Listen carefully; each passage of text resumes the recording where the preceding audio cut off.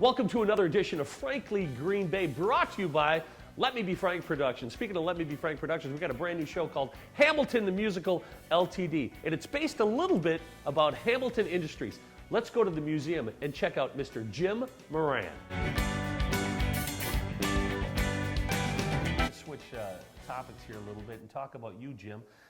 Your background is in printing. Tell us a little bit about how you got started in this industry.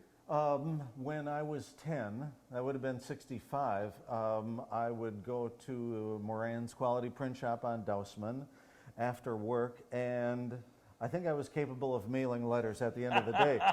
But what I would occasionally do is set my name and print little cards with it. And it was magic to me, the idea that the type could become the printed word. And so I think I sort of did that off and on. And so really, I spent the better part of the next 29 years at the shop. So really, you learned the printing business from a print shop. You didn't go to college? I mean, you probably went to college, but you didn't train in a university setting, you trained in the shop setting, correct? Right. And you know, the old Vogie Tech on Broadway did have printing classes, which apparently my dad took, but I was much more informally apprenticed. And so That's the word I was looking for, apprentice. You got me on that. And so I became a printer's devil, if you will, and held that title for a long time. Times change, you come to Hamilton and you're running a museum and you are a working executive here.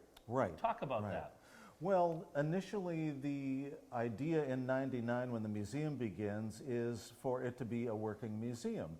In the end, the type is much better on press than it is in a display case. So why not make it work since it still can?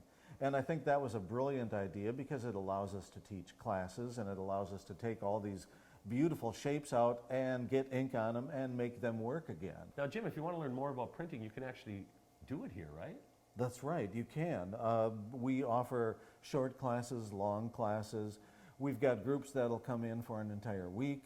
And so there's a lot of different ways that you can interact with it. And on days you can watch the type being cut.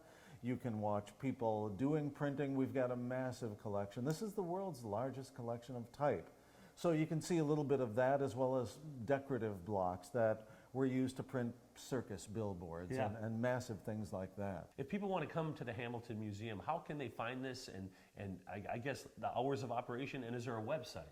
There's a website called woodtype.org. So we're a nonprofit, but you can find us either that way or you can Google Hamilton Woodtype on your computer and it'll find us right away. So there's a lot of different ways, and we're maybe an hour and a half from Milwaukee and 45 minutes from Green Bay, so that we're not too far away. Well, I got to tell you, we're doing a brand new musical called Hamilton Ltd, the musical, and it's all about Hamilton story. Of course, it's fictitious. 10% of our show is factual, J.E. Hamilton and the Hamilton Industries, but we talk about wood type and stuff, and we'd love to see you at the Meyer Theater for that show, and of course, the Capitol Civic Center.